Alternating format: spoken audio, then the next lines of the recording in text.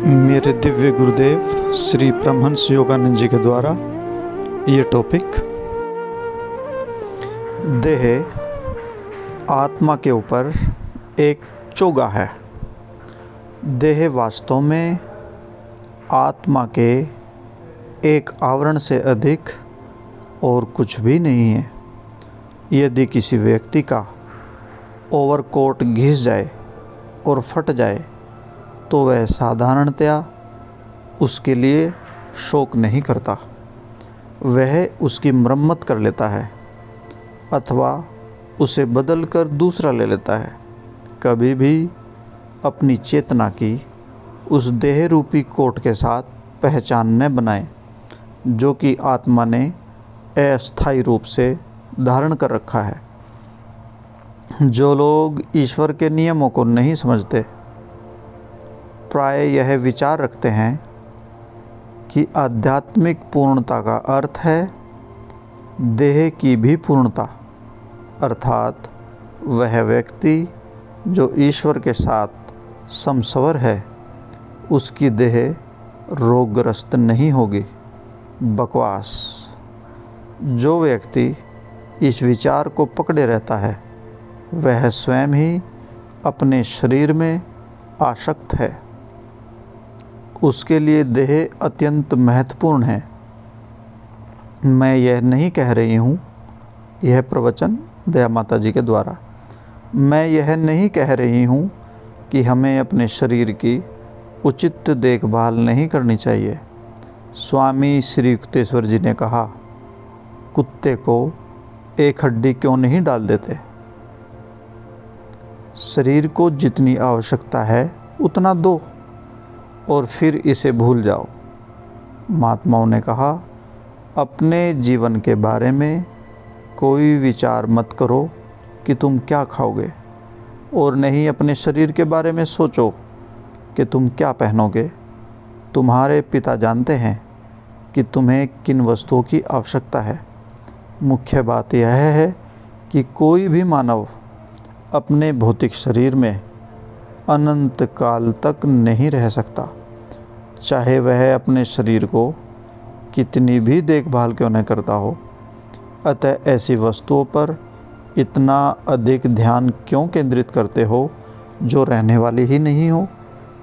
आत्मा के पोषण को छोड़कर अथवा इसकी अपेक्षा शरीर की देखभाल में तल्लीन रहना एक आध्यात्मिक भूल है।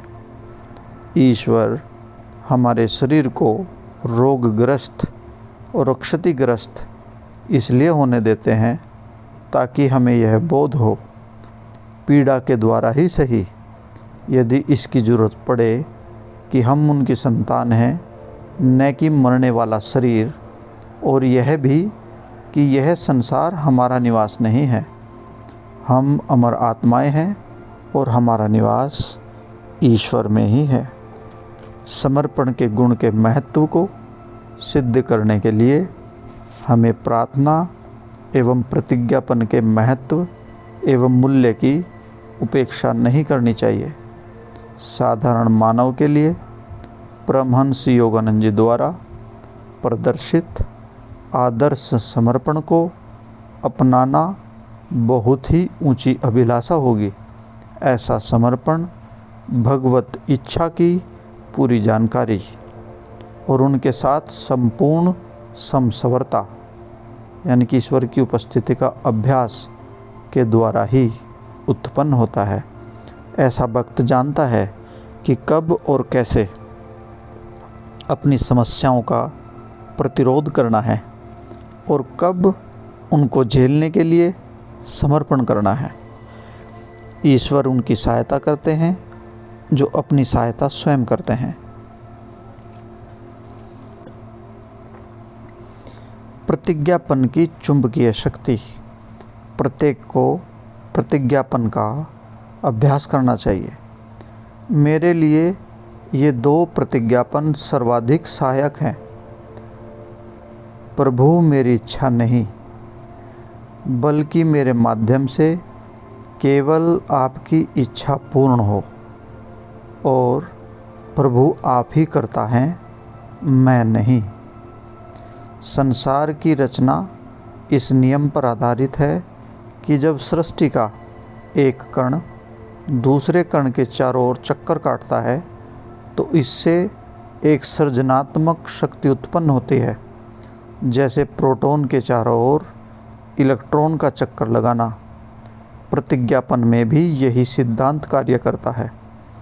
एकाग्र इच्छा शक्ति जब एक विचार के चारों ओर चक्कर काटती है तो उससे एक बलशाली चुंबकीय शक्ति उत्पन्न होती है।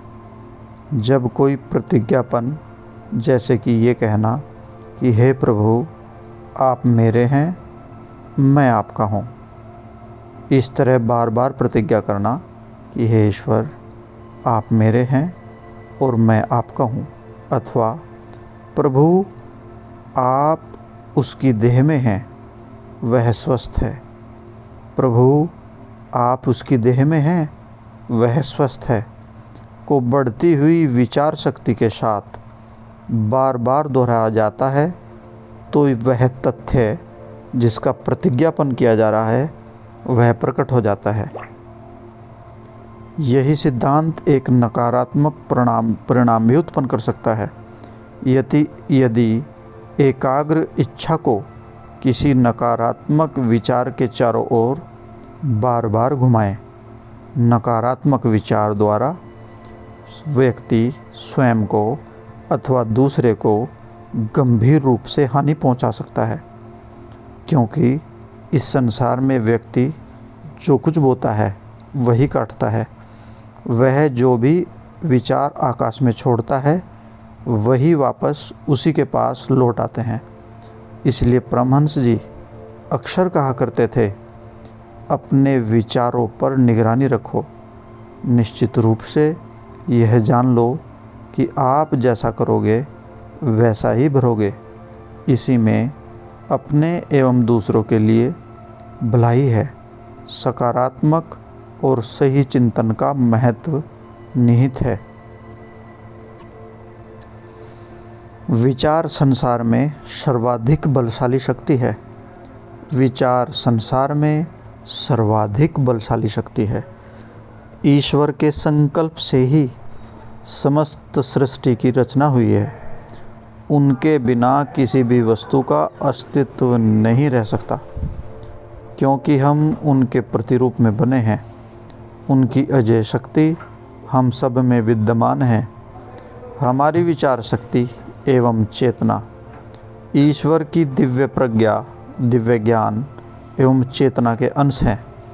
ऐसा कुछ भी नहीं है जिसे हम प्राप्त करना चाहते हैं, ऐसा कुछ भी नहीं है जिसे हमें प्राप्त करना है, परंतु पहले हमें यह सीखना है कि हम अपनी शक्ति के आंतरिक स्रोत के साथ कैसे संबंध स्थापित कर सकते हैं। जब आप अपने अथवा दूसरों के स्वास्थ्य के लिए प्रतिज्ञापन करते हैं तो यह मानस दर्शन करें कि ईश्वर की महान बलशाली आरोग्यदायिनी शक्ति उस उज्जवल प्रकाश की तरह आपको और जिसके लिए आप प्रार्थना कर रहे हैं उस व्यक्ति को पूरी तरह घेरे हुए है। महसूस करें कि यह प्रकाश समस्त रुग्णता एवं अपूर्णता को गलाकर नष्ट कर रहा है। प्रत्येक उदात्त विचार को हम सोचते हैं, प्रत्येक प्रार्थना जो हम करते हैं और प्रत्येक शुभ कार्य जो हम पूरा करते हैं वह ईश्वरीय शक्ति से सराबोर रहता है।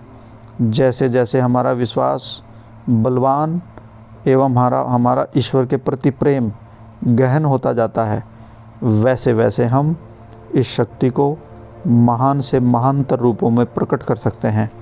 यह निश्चित रूप से जान लें कि जब व्यक्ति की विचार शक्ति प्रबल होती है और उसको पूर्ण विश्वास होता है, तब प्रार्थना एवं प्रतिज्ञापन की शक्ति के द्वारा ब्रह्मांडीय नियम को, यहाँ तक कि ईश्वर की इच्छा को भी प्रभावित किया जा सकता है।